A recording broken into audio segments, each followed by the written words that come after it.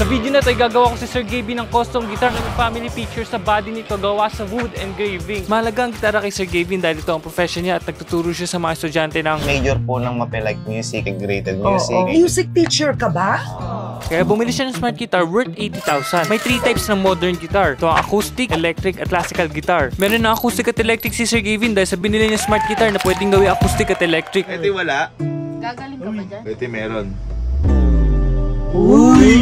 Classical guitar na lang ang wala siya at yun ang susolusyonan natin. Ang problema lang ay hindi ako kilala ni Sir Gaby at di pa kami nagkakausap kaya sana mapansin niya tayo at hindi masayang yung effort natin. Sir, good afternoon po. Kilala niyo kaya si Sir Gaby? Kilala ko, sir. Bibilang ko siya ng malupit na gitara. Ano kaya yung the best para sa kanya? Ito sana, sir. Ano kayang merong special dyan sa chord? Si Court kasi is Korean brand siya. Mahogany side and back. So, ito na siya guys. Tapos merong extra string. Yan, kumuha rin tayo ng stand. Para kitang-kita yung family picture ni Sir Gaby dito habang nakatayo. Bali, 8,650. Yun! Ang gagawin natin yun, i-layout na lang natin yung family picture na ilalagay natin dito. Sana ma-appreciate mo to, Sir Gaby.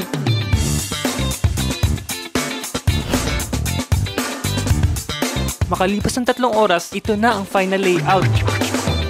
Hello po ma'am, good evening. Pwede po ba iukit yung family picture sa body ng gitara po? Saan, sir? Sa body po ng gitara? Parang imposible yan, sir. Sabi ni ma'am, may kausapin ko na daw ang CEO nila kaya pinuntahan ko ito from QC to Pasay. Sir, kayo po yung may-ari po ng Kinulit Manila po. Sir, isa lang po ang tanong ko sa inyo. Posible kaya na iukit natin dito sa gitara yung family picture? Imposible yan, ah. Yung guys, Gawa natin ng paraan. sabi ni Sir, sukatin muna daw namin kung kasya sa working table. Ayun, hindi kasya. Pwede pala ibaba. Yun, yung laser na lang ang testing natin kung luluso at tumatama siya yun. Nagawa namin ang paraan ng laser kaya inayos ko na ang layout at sinabi ni Sir na siya na daw ang bahala. Sir, sa tingin mo, matutuwa si Sir Gaby pagkatapos naman. Kasi ito, nakikita niya, nakakukit talaga niya yung mukha ng family niya. Pinakauna sa Pilipinas, Sir, no? Opo. Ay, Bigay sige. sana ako sa'yo, regalo. Kasi regalo ko sa'yo. Seryoso po ba ito? So pag bumili kayo guys and then ipaship nyo, maganda yung packaging. Yun! Inukit talaga siya guys. So paggawa na kayo dito sa Kinulit, Manila. PM yung page nila. Alright guys, so kakagising ko lang. Nag-chat sa si Sir Mark. Sabi niya, Sir, ganito nangyari. Iba yata yung wood ng guitar na to. Okay lang ba yan? Yung ibang parts na mukha, wala. Pero yung iba meron. Napakalaking problema nito guys. Ginawa ni Sir Mark ang best niya para sa outcome at pinaship niya na to sa amin. Ito na, makikita ko na for the first time. Kayo muna unang tumingin. Yun na, nakakapa ako na nakaukit siya. Ayun. Maganda. Amoy sunog pa.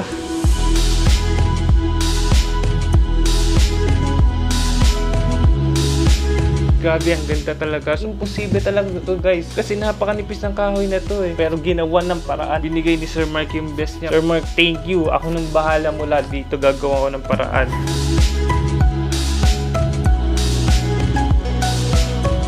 Oh, Pop, hindi pa tapos yan dahil papatungan pa natin ito ng sepia. I-clear coat natin, din lalagyan natin yung sticker yung sound hole. Siyempre, hindi natin ito bibigay kay Sir Gaby ng ganto-ganto lang, di ba, Joma? That's right, JM. Yun, so, kaya mo ba ito i-sepia? Yes. Yan, so, tiwala tayo dito kay Joma. Joma, ikaw na bahala. Yes, sir. Bro. Ayun.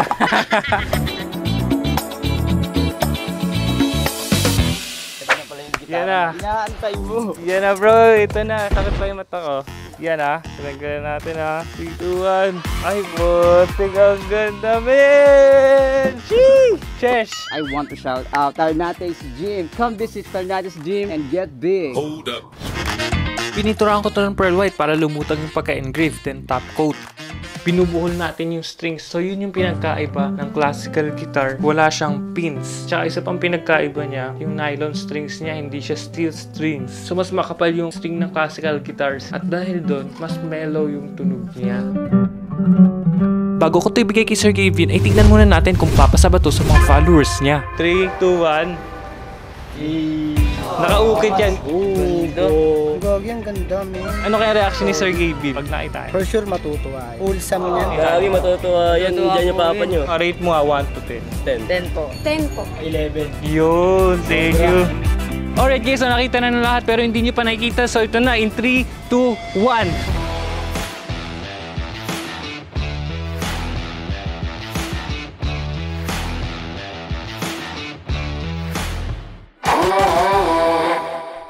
Alright guys, so itag natin Sir Gavin para makita niya at may bigay natin sa kanya ito. Excited na ako makita yung magiging reaction niya.